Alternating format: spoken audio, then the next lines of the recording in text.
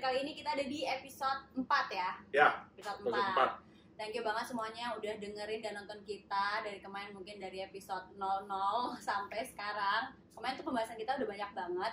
Dan kalau kemarin kita tuh masih virtual ya ngobrolnya ya. Masih karena masa PSBB. betul. Tapi sekarang kita udah bareng, tapi walaupun udah bareng, kita tetap berjarak. Ya. Nah, tadinya pengen pakai masker, cuman takutnya suaranya malah nanti nggak kedengeran kalau kita ngomong pakai masker ya. Jadi ya udahlah, kita jarakin aja ya. Aku percaya kamu loh. Sama. Ini percaya juga.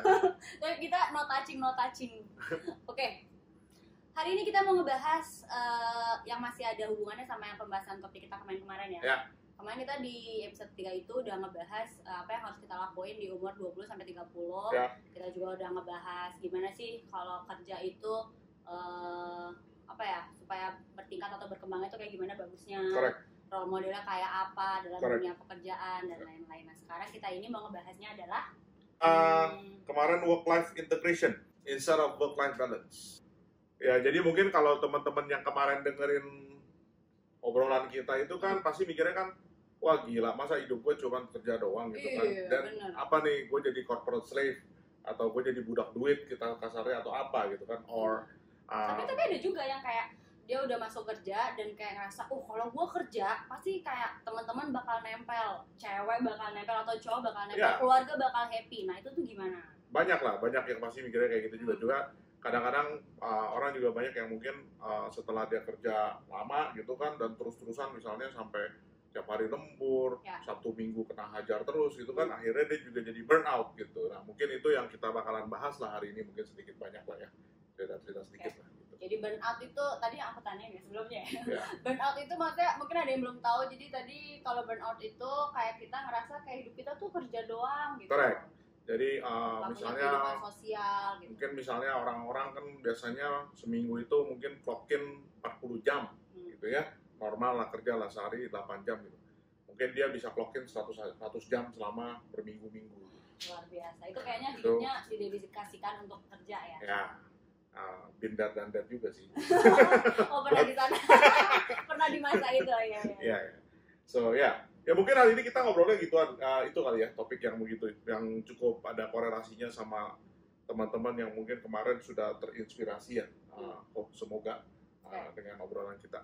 Nah, gimana langsung aja nih menurut Ya. kamu nih, gimana caranya supaya kita itu bisa tadi ya balance ya, antara kalau kita emang Ya. pengen kerjaannya bagus tapi pengen juga nih mungkin masih nongkrong-nongkrong Ya. atau masih ada waktu untuk keluarga pastinya, Benar. teman-teman juga, pacar Ya. juga kayak gitu, orang-orang tersayang kita. Benar, jadi banyak orang yang selalu bilang bahwa pentingnya adanya work-life balance gitu ya. Tapi kalau saya ditanya, untuk membalance work and life itu sangat susah. Tapi sekarang udah balance. Saya tidak pernah mencoba untuk membalance-nya. Saya mencoba untuk mengintegrasikannya. Oke. So I try to integrate my life with my work. Yes. Jadi bayangin kalau balance itu kan harus seimbang. Jadi bayangin kalau kamu sekarang punya satu timbangan, di sini misalnya kamu pakai timbangan yang kayak di pasar, taruh gitu kan ya, Gitu. ya 500 gram. Di sini timbang gula harus 500 gram. Oh ya kan biar balance. Ya, baru balance. Nah. Kalau di sini kamu jadi 490 pasti nggak balance. So now imagine timbangan tadi sekarang yang ini adalah your life, yang ini adalah your work. Nah, you try to balance it. Begitu you try to balance, it's so hard to balance. Coba aja bikin sampai balance, sampai bisa benar-benar ini. Itu susah. Iya sih. That's very hard. Berarti harus ada yang dikorbanin dong. Makanya saya bilang, I personally do not believe on the principle of work-life balance. Kenapa? Because you cannot balance it. Jadi When balance you try sama- to balance it, akhirnya you jatuh. Jadi akhirnya persis yang tadi Panda bilang gitu, bahwa pada saat orang mencoba membalance semaksimal mungkin dan dia tidak bisa membalance, akhirnya dia tergelincir dan jatuh. Ya, dalam artian ada yang pasti dikorbankan, entah itu kerjanya atau hidupnya, gitu kan. Itu salah satu. Jadi what I believe in is more on the integration. Jadi integration itu apa? Contoh misalnya kamu bayangkan ada satu gelas kosong, when you fill it up sama kamu punya batuk misalnya, batuk kerikil, kamu masih lihat rongga-rongga di situ. Ya. Nah, bayangkan Batu itu. gelas ini adalah kamu, Mhm. batu itu adalah kerjaan kamu, Oke. rongganya itu adalah hidup kamu. Waduh, berarti kecil-kecil banget Nah, dong itu. misalnya kan ya, Rongga-rongga. ya tergantung batunya sebesar apa. Iya. Kalau batunya gede-gede kan juga rongganya Rongganya besar. gede-gede. Ya. Oke. Tapi ya bayangkan seperti itu dan Hmm. bayangkan sekarang bahwa kehidupan kamu itu kayak pasir.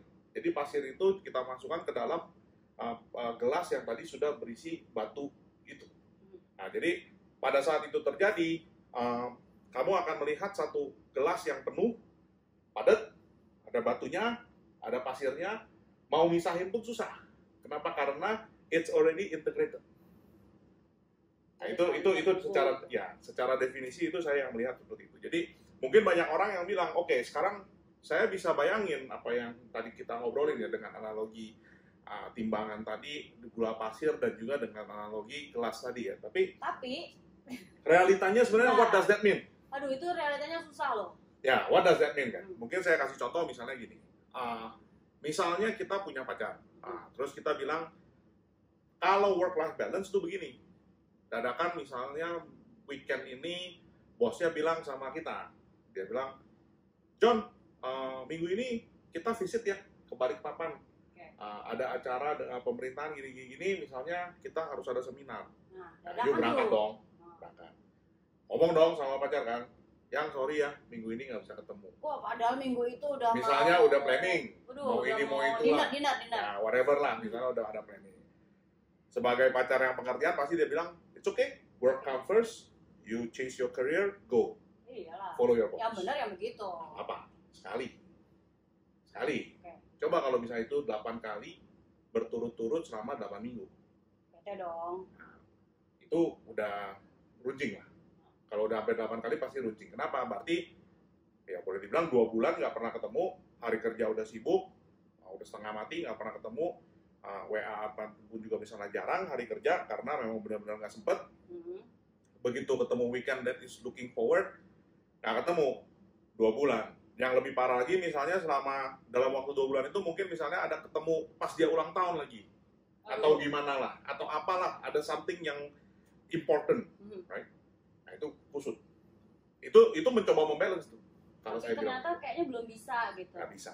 Nah, sekarang saya balikin misalnya. Mungkin misalnya the positioning is different, right?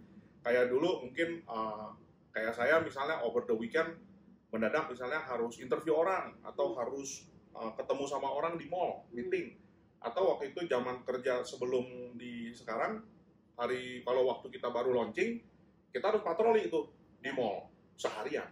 Atau kita lagi event, event gitu kan seharian. Sibuk lah. Datang dari jam 8:30, siapin semua beres, mall tutup jam 10, kita baru kelar jam 10:30 habis nyopotin segala macam.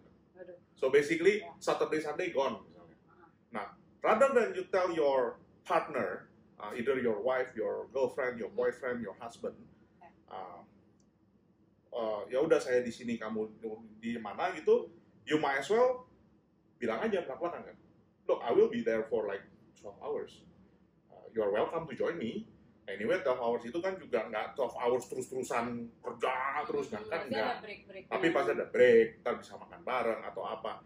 So in a way you start to integrate your life with your work that way.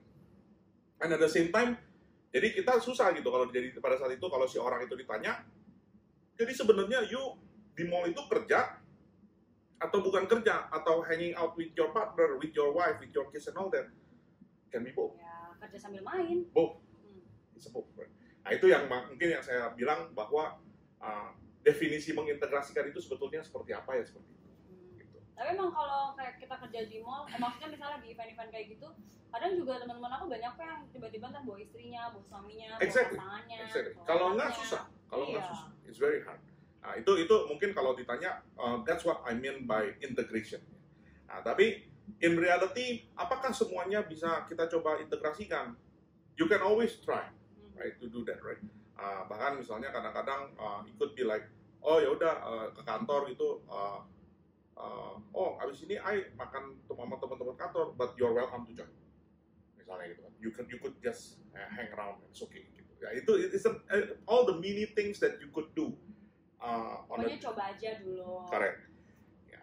Nah itu kalau saya lihat seperti itu. Jadi tentunya selain mencoba melakukan begitu juga tentunya pada saat kita melakukan pekerjaan itu sendiri pun kalau kemarin kan saya kan ngomong panjang lebar itu benar-benar secara prinsip. Tapi pada saat secara operasionalnya saat kita melakukan aktivitas kita itu semua itu juga ada beberapa hal yang mungkin kita harus belajar untuk melakukannya gitu. Jadi misalnya contohnya gini, in life when you work itu suddenly everything will be very important and everything will be very urgent. Itu another thing gitu. Dan itu setiap orang yang pasti datang minta sesuatu sama kamu di kerjaan itu pasti mendadak, itu pasti urgent. Nah, terus ditanya ini penting nggak? Pasti penting. Nah, tapi ingat itu kan ada orang yang I think a lot of you probably have seen also, itu yang ada yang 4 kuadran ya. Jadi kuadran yang di x-axisnya itu yang di y-axisnya itu misalnya urgent, di sini rendah dan ini tinggi, yang di sini itu important, yang di sini rendah dan ini tinggi. Nah, a lot of times sometimes juga kita tuh harus memetakan orang tuh kalau ngomong begini dia adanya di kuadran mana sih? Apakah dia misalnya important high, urgent high? Ya itu harus kerjain langsung. Tapi kalau misalnya itu nggak important tapi urgent, mungkin kamu bisa parking juga. Berarti kita yang memetakan sendiri tadi kalau Correct. ya. So that's actually part of the prioritization in yourself. Ya. Jadi pada saat kamu misalnya melakukan, look, somebody like me now, I probably have 100 projects running at the same time in a company, right? Itu penting semua tuh. Ya. Nah, tapi balik lagi kan, apakah saya punya visibility terhadap semua 100 project itu? In a way, yes. Tapi apakah saya akan nge-push semua 100 project itu secepatnya? No. Kenapa? At the end of the day kan orang punya limit, punya budget, punya resource yang terbatas. Jadi ada yang namanya harus ada satu proses prioritization. Harus belajar untuk memprioritaskan sesuatu. Nah, jadi salah satu cara memprioritaskan sesuatu itu menurut saya yang tadi saya bilang, you need to plot apa yang ada sekarang itu ke dalam kuadran tadi. Nah, pada saat kamu sudah memplot kuadran tadi, masukin semua yang di dalam kehidupan kamu berjalan, that could be work related, could be life related. Ya. Then you start to question yourself. Kalau misalnya ada orang yang misalnya ternyata hal yang nggak important tapi dibikin urgent sama dia, atau menurut kamu itu nggak important dan nggak urgent, you need to learn to say no. That's very important. Jadi banyak orang yang selalu berpikir bahwa, pada saat gue berkarir, pada saat gue melakukan sesuatu, pada saat gue ada yang konsep dibilang pokoknya ABS kan, asal bapak senang. Ya benar juga sih. Ya. Asal bapak senang, asal bos senang gitu. Asal bos senang. Jadi apapun yang bos suruh, gue kerjain. Iya aja semuanya. Tapi takut lo bilang no gitu kan? Nah, so I'll explain on one of the way. Right? Jadi salah satu cara adalah you need to learn how to say no on things, right? And a lot of times, dari 100 hal yang ada di hari itu yang harus you kerjain, once you say no with a lot of things, you realize that actually there are only probably 4 or 5 things on a daily basis yang you harus kerjakan. Gitu. Nah, salah satu caranya gimana misalnya untuk mengatakan no? Satu, never immediately say no, karena itu akan dilihat menjadi orang yang melihat kita itu bahwa kita adalah orang yang sangat defensif. Jadi ibaratnya nih kayak misalnya kamu gini bisa nggak? Belum apa-apa langsung no, itu kayak langsung bangun tembok. Just immediately the moment you open your mouth, I already raise my bar, right? And like no, that's it, no, langsung put defend gitu kan. Tapi that's wrong. Ya, jadi kalau orang kayak begitu pasti dia akan mendapatkan kesulitan untuk bisa menjalin kerjasama dan network kepada peer group atau kepada bosnya. Gitu. Jadi one of the way for you to do that is build an argument, tapi argumennya itu bukan argumen yang debat kusir, tapi argumennya itu with logic and kalau bisa with data. Contoh, misalnya dibilang, I think what you need to do, misalnya satu hari saya minta target untuk bisa penjualan dari satu toko misalnya oke lah, misalnya kamu mau onboard partner, misalnya sehari kamu bilang saya minta 100, atau misalnya call center deh bilang satu hari saya minta kamu telepon 100 orang. Susah kan mau bilang yes atau no. Tapi you could build an argument dari mana? Misalnya you bilang, bos susah. Kenapa? Nih, satu hari orang kerja 8 jam. 8 jam potong misalnya 1 jam untuk istirahat. Itu udah basic. Jadi dari 7 jam itu, dari 7 jam itu misalnya orang ini misalnya non-stop call. Sekali call itu minimal dia harus ngomong 15 menit. Berarti 1 jam itu dia cuma mentok bisa ngomong 4 orang. Ya. Sekarang kalau misalnya you kerja 7 jam, 4 orang, itu 28. Sampai mampus juga nggak bisa 100. Gimana caranya? Capacity problem. Bukan masalah orangnya males. Bukan productivity issue. Nah, when you speak like that, for example kayak gini, imagine if now you are my boss, right? Pada saat dia bilang, John, gue mau 100. Tapi when I explain to you like that, then the most you will say like this, right? Itu emang perlu sampai 15 menit. Emang ngomong apa aja? Paling you nanya begitu kan. Then I will build an argument kan. Look, kita mesti jelasin dulu misalnya tentang company kita ngapain, gini-gini, itu makan 5 menit, ini mesti minta datanya mau makan 7 menit, ini untuk question and answer begini. Oke, worst come to worst, I can increase my productivity, reducing script mungkin 15 jadi 12 menit. But still cannot 100 ya bos. Then the argument become very healthy. Jadi nggak debat kusir. Nah ini salah satu yang menurut saya banyak orang itu, tadi as you rightly pointed out gitu, ada yang satu yang tipe sangat langsung takut banget, ada satu yang tipenya itu dia langsung sangat defensif. Tapi kalau saya sarankan kepada teman-teman yang mungkin dengerin ini ya, rather than being defensive and all that, your mentality must be more on the problem solving. Jadi pada saat bos kita misalnya bilang mau 100, try to understand kenapa dia mau 100. Why he want 100. Iya, kalau bosnya terbuka kayak kamu bisa jawab. Tapi kalau kayak bosnya yang straight gitu ya kayak ya pokoknya gue mau 100. Nah, itu teknik ya. Jadi there are a few techniques to try to understand why is it 100. Mungkin dia sendiri mungkin dapat target dari shareholders untuk mengeluarkan sekian. Gitu. Berarti dapat dari atasnya juga. Ya, mungkin. Nah, terus kamu mungkin kan bisa memperbaiki misalnya 100 itu mungkin karena pembayangan dia misalnya apa? Karena setiap kali nelfon 100, conversion rate untuk successful-nya itu cuma 50%. Nah sekarang mungkin, kalau misalnya kita bilang, bos, gue nggak bisa telepon 100, gue bisa telepon misalnya 50. Ya. Tapi, gue bisa increase conversion rate-nya sampai 80%. Jadi sekarang gue bisa close 40 deal, rather than ini. Kan lebih ketemu daripada tadi, misalnya gitu. Misalnya pada saat di awal, kita misalnya running at cuman deal yang di close misalnya cuma 30%, atau berapa. Jadi, I think a lot of all that discussions on how to say no, has to be very much data driven, terus very much more on problem solving. Nah, itu yang mungkin salah satu skill set yang menurut saya teman-teman juga mesti ada lah ya. Ya jadi seperti yang tadi saya bilang itu problem solving itu benar juga yang penting. Nah, terus selain itu mungkin juga banyak orang tuh suka dengar bilang gitu kan hard work pays off. Nah, gitu ya, kerja keras pasti mendapatkan sesuatu. Betul. Ya. I'm not saying, kan? no, ya makanya, I'm not saying that it's wrong. I'm not saying it's wrong.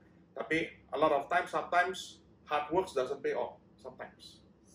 Kadang-kadang, ya, kadang-kadang bisa seperti itu. Kenapa? Kadang-kadang kita bisa melihat bahwa you just have to work smarter.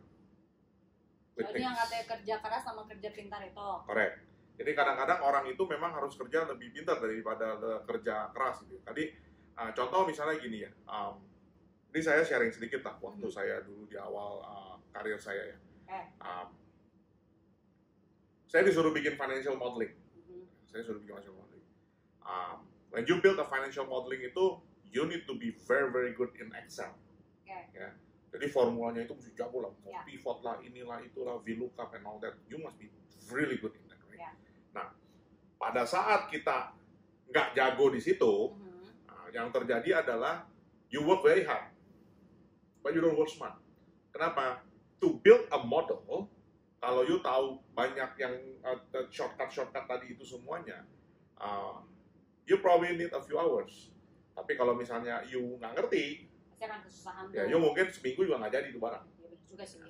Itu contoh satu. Dan I experience that myself itu karena kan waktu itu kan memang backgroundnya bukan dari orang yang tukang bikin modeling seperti itu. Jadi I think that's another thing yang sometimes in life juga kita harus belajar untuk menjadi hustler. Artinya apa? Artinya always look for that opportunity. Selalu jangan malu nanya sama orang. Kalau nggak tahu ya tanya aja. Iya. Daripada Buat kita nambah ini. ilmu kita juga. Correct. Gitu. Ya mungkin kalau saya sih lihat begitu. Nah kalau sekarang saya juga kalau menurut Vanda ini gimana gitu? Maksudnya do you believe more in balance or you think is integration or what? Or maybe you have your own version? Oh, kalau aku sih mungkin karena aku sebagai influencer jadi influencer, host juga, pokoknya pekerjaan yang bukan office hour gitu ya. Menurut aku atau mungkin menurut orang-orang itu akan lebih susah karena kerjanya kan waktunya nggak tentu, bisa kadang pulang pagi, bisa juga atau mungkin kerjanya bisa sehari cuma 2 jam, bisa sehari 12 jam, bisa pagi ketemu pagi itu nggak tentu. Nah kalau cara balance-nya gimana? Kalau awal-awal mungkin ngerasa kayak capek waktu aku udah kerja terus pulang tuh pengennya istirahat, tapi kalau lama-lama kayak makin kesini selesai kerja tuh pengennya main dulu karena gue pengen balance semuanya. Gue tetap pengen punya teman, punya kehidupan sosial, punya waktu untuk keluarga terutama. Nah kadang juga bingung nih utamain keluarga dulu atau nongkrong dulu, karena apalagi kalau kita masih umur-umuran segini kan kadang kayak gue tetap pengen hang out gitu, tapi kayak aduh ntar keluarga kayak nungguin gue udah kerja dari pagi ketemu pagi kayak gitulah. Tapi ya sama sih, mendingan yang integrated ya dibandingin kayak work life balance gitu, karena ya benar tadi kayak nggak bakal bisa balance benar-benar 50-50 gitu. Gimana cara kita nyesuaiin aja, nyisipin waktu kita istirahat, semua apa diatur gitu. Mungkin satu hal lagi yang I don't know right, pas tadi kamu cerita gitu juga you did not mention yourself time. Tidur. Well, tidur is that's a biological needs. Ya. Itu is a basic hygiene. Tapi what I'm saying is, I think ini juga satu yang mungkin penting ya buat teman-teman. Mungkin saya mikir bahwa I think as I move up and all this right in my life, self time itu sangat penting. Oh iya. For yourself ya. It's really because your life is not only merely satisfying others. Ya, untuk orang-orang sekitar. Ya, jadi buat keluarga, of course, is your friend, your partner, your work, your family, whatever. It's very important. But at the same time, gitu. Yes. Kenapa saya bilang itu? Because it's very important for your mental health. Nah, jangan pikir dibilang mental health itu berarti lu kalau nggak punya waktu buat diri sendiri lu orang sakit jiwa dong. No, mental illness enggak juga, bukan. Ya, jadi I think saya pengen sharing bahwa banyak prejudice bahwa mental health itu artinya sakit jiwa gitu. But it's not, right? A lot of times you just need to have something that you like to do yourself and it's really your me time. Coba kalau kamu me time-nya ada? Ada dong. Bisa jawab. Ada dong. Me time kamu ngapain? Jadi kalau dulu a lot of times my me time is actually going to the gym, and that's when I really enjoy my life, myself, my time. Terus benar-benar punya set target on myself dan benar-benar releasing all my stress at that time. Jadi maybe you think agak lucu gitu ya, tapi misal kayak gini ya, it's like for example di kantor pas lagi banyak urusan dan sibuk segala macam gitu, sampai penat, sampai sakit misalnya di sini gitu, berasa kayaknya kan tegang gitu ya. When you go to the gym, itu langsung lupa gitu, dan benar-benar cuma bilang, okay, my target today I just want to lift 200 kilogram of deadlift misalnya. Ya udah, benar-benar fokus, dan karena to lift that 200 kilo of deadlift, you need to focus. Ya, benar-benar akhirnya mikirnya salah aja. And that very releasing. Semua orang punya cara masing-masing ya. Ini nge-gym sehari dulu berapa jam doang? Dulu about an hour.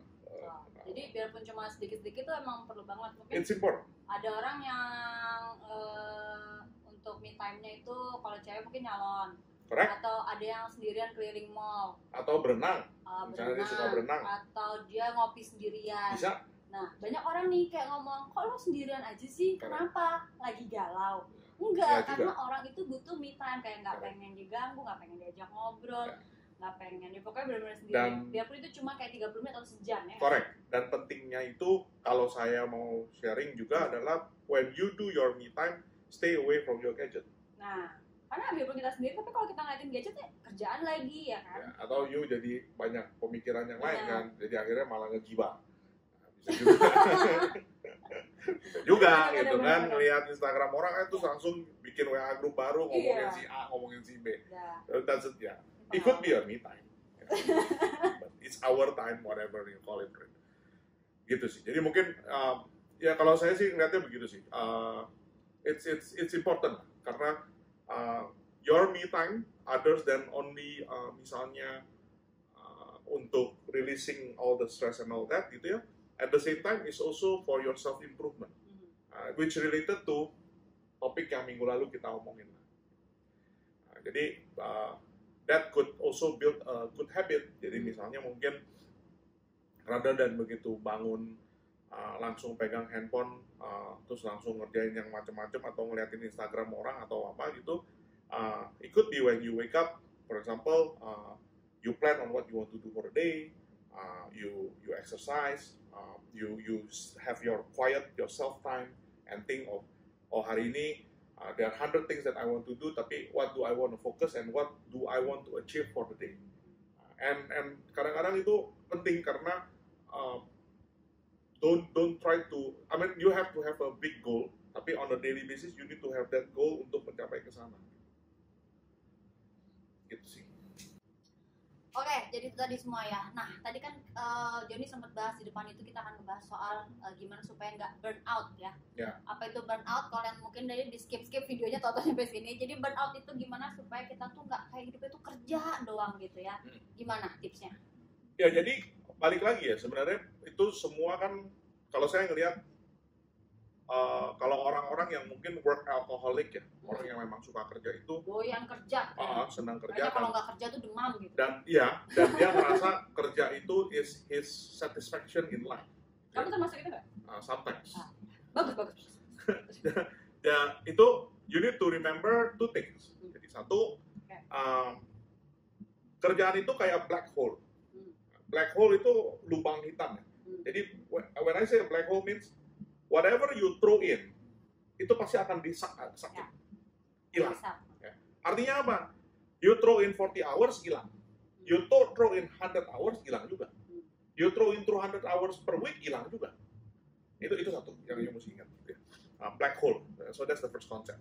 The second concept adalah working is not a sprint, it's a marathon. Jadi kerja itu bukan sprint. Kadang-kadang you need to increase your pace and run faster. Tapi if you run a sprint itu kan biasanya kan cuma 100 meter. Pendek, 100 meter, cepat. You coba run sprint for marathon distance 42 kilo. Wow. Mati Apa di itu? Mati di tengah pasti. Udah pasti mati di tengah. Iya benar. Pasti. Burnout. Yang namanya bahasanya itu burnout. Jadi, so remember those two concept, right? Satu, black hole. Dua, marathon. Artinya apa? Artinya you need to learn how to pace yourself. Jadi sometimes you just have to learn to say no, it's enough. You just have to say that. Sometimes paling gampang kayak kemarin ya. I mean this is exactly what happened last night, right? Jadi semalam itu saya lagi mencoba setelah call for a whole day sampai malam, about 6-7 p.m. Terus saya mencoba untuk menulis buku. And I really stuck. Itu karena udah capek kerja, Pak. Betul. Dari pagi. Burnout. Ya. Burnout, right? Burnout. Exactly the word is burnout. And you know what I did? Bener-bener I just stand up, jalan, lihat-lihat gitu kan, terus ngambil es krim, terus menyenangkan diri sendiri lah. Ya, main sama anjing ya, terus berbicara sama anjing. Then I sit down again and I try to make again and all that because I know that I just have to complete it. I have a target that night, right? Saya harus complete segini. Ya, in the end I finish it, like about 11:30 or something. But I feel that satisfaction. Tapi I just said that's it. Target saya memang tadinya mau nambah sekitar 15 halaman, but in the end I only completed like about 7.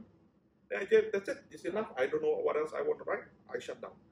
But after I shut down, then I get another inspiration. I said, oh maybe I should write an article. Jadi akhirnya saya nulis lagi artikel semalam. Very short article, like 1-2 minutes article, right? Yang diiringin. Yeah, yang di-LinkedIn. So that's another like only half an hour, I would say.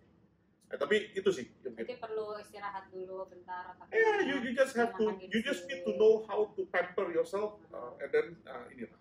Biar nge-charge And you play that pace of the marathon and the black hole thing. Right?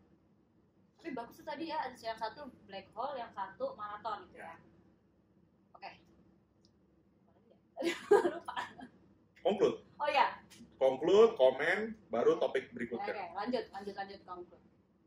Oke, berarti kesimpulannya topik hari ini tuh apa aja tadi ya? Dari yang awal sampai terakhir ini. Jadi mungkin kalau saya bisa kasih share some pointers lah ya, buat teman-teman yang nonton atau dengerin hari ini ya. Kalau dari saya nggak percaya sama balance, work-life balance. Saya percaya sama integration ya. Itu satu. Yang kedua, I think a lot of times in your life or in your work, you need to learn to prioritize and say no. Terus yang ketiga, you need to learn how to work smarter, not always only working harder. Gitu. And it's very important for you to have that mindset of problem solving and really taking care of yourself. So jangan hidup ini jangan cuma hanya untuk menyenangkan orang lain. At the end of the day, happy soul release a positive energy. Pada saat you release a positive energy, the people around you also will feel that positive energy. Gitu. Terus yang terakhir mungkin terkait yang tadi ya, untuk burnout ya saya kira dua konsep tadi yang saya bilang, which is the black hole and the marathon. Ya. Nah itu tadi yang kesimpulan untuk episode hari ini. Kalau teman-teman mungkin ada cerita hidupnya udah terintegrated belum antara pekerjaan dan hidup atau merasa sulit untuk ngebalance atau apa, boleh sharing-sharing. Boleh sharing-sharing, cerita-cerita.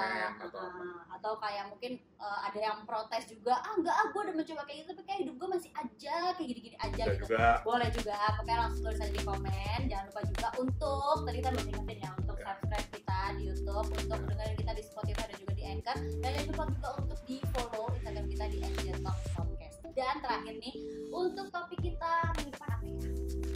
Ya, jadi kan kalau dari kemarin-kemarin kan kita ngobrolinnya udah banyak nih, ngomongin new normal, ngomongin suka duka untuk preparation ke luar negeri sekolah. Apa yang harus dilakuin di umur 20 sampai 30. Ya, 20 sampai sekarang ngomong bagaimana basically you try to balance, try to integrate your life with your work gitu ya.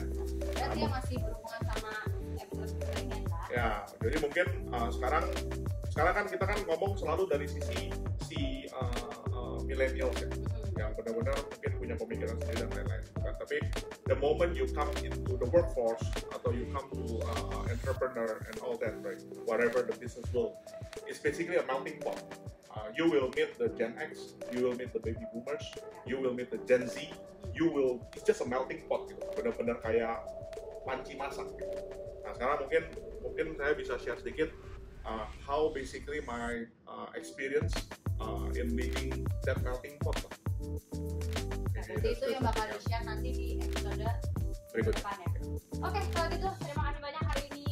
Tetap jaga jarak, kita masih dalam suasana new normal. Dan kita bakal ketemu lagi di episode selanjutnya di Jet Talk Podcast. Thank you. Dadah.